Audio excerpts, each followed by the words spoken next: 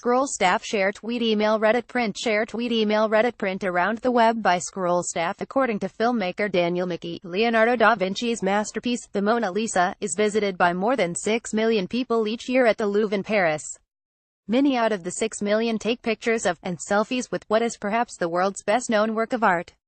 Inevitably, many of those pictures are uploaded on social media sites like Instagram, where filmmakers like Mickey can find them and apply their ingenuity. So, here's Mickey's short film Mona Lisa Selfie, a compilation of these photographs and selfies, set to Isaac Stern's violin. Mickey's message, without being spelled out in as many words, is clear. We're so obsessed with documenting our experiences that perhaps we don't get all we can out of the experience itself.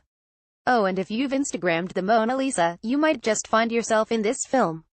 We welcome your comments at letters@scroll.in. Sponsored content by Publish November 9, 2017 0421 p.m. Share tweet email Reddit print share tweet email Reddit print. Most con artists are very easy to like, the ones that belong to the corporate society, even more so. The Jordan Belforts of the world are confident, sharp and can smooth talk their way into convincing people to bend at their will. For years, Harshad Mehta, a practiced con artist, employed Alif the Buff to earn the sobriquet Big Bull on Dalal Street.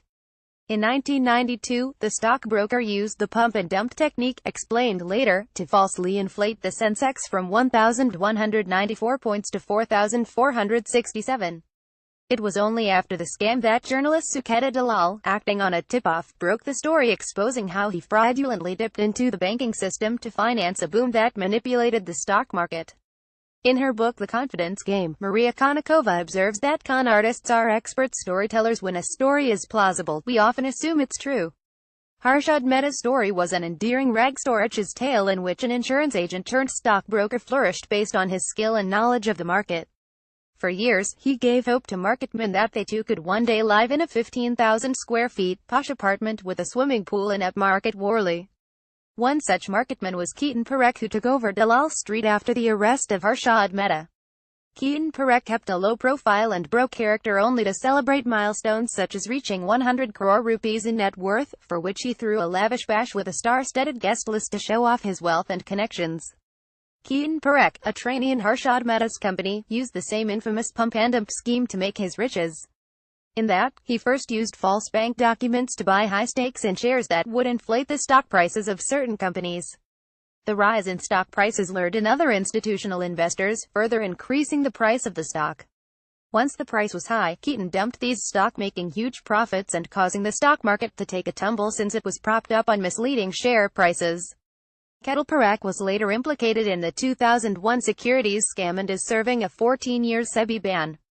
The tactics employed by Harshad Mehta and Keaton Parekh were similar, in that they found a loophole in the system and took advantage of it to accumulate an obscene amount of wealth.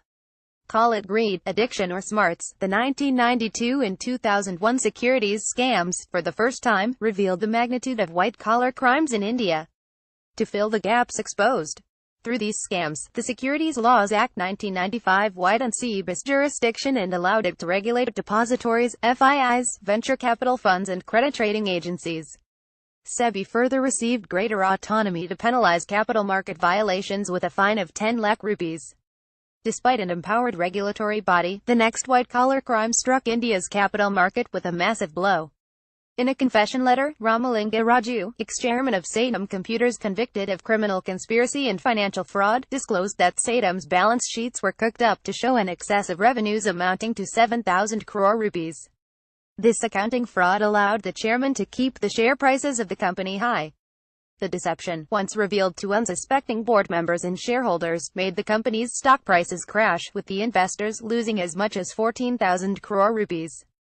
The crash of India's fourth-largest software services company is often likened to the bankruptcy of Enron. Both companies achieved dizzying heights but collapsed to the ground, taking their shareholders with them.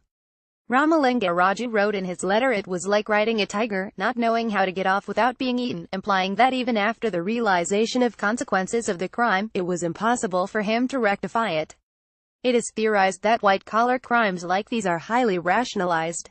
The motivation for the crime can be linked to the strain theory developed by Robert K. Merton, who stated that society puts pressure on individuals to achieve socially accepted goals, the importance of money, social status, etc. Not having the means to achieve those goals leads individuals to commit crimes. Take the case of the executive who spent 9 years in McKinsey as managing director and thereafter on the corporate and nonprofit boards of Goldman Sachs, Procter & Gamble, American Airlines, and Harvard Business School. Rajat Gupta was a figure of success.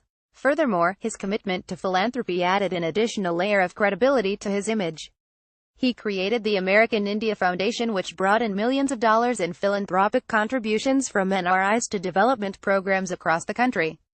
Rajat Gupta's descent started during the investigation on Rajaratnam, a Sri Lankan hedge fund manager accused of insider trading.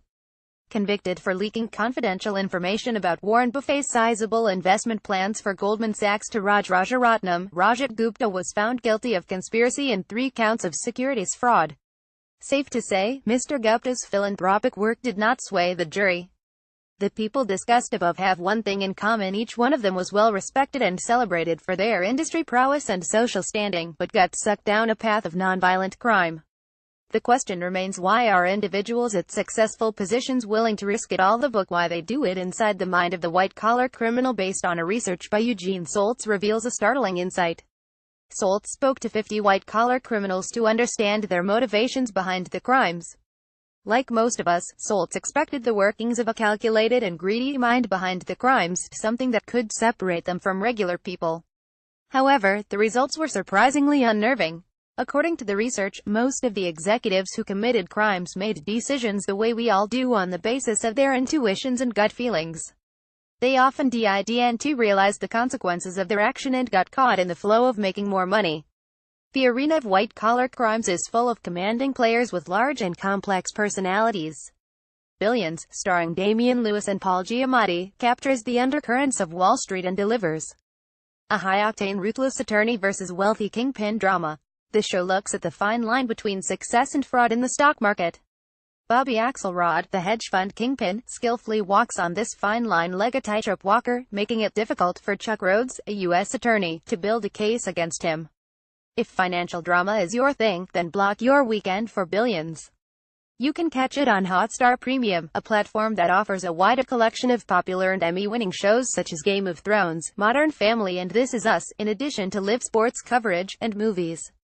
To subscribe, click here. This article was provided by the Scroll marketing team on behalf of Hotstar and not by the Scroll editorial team.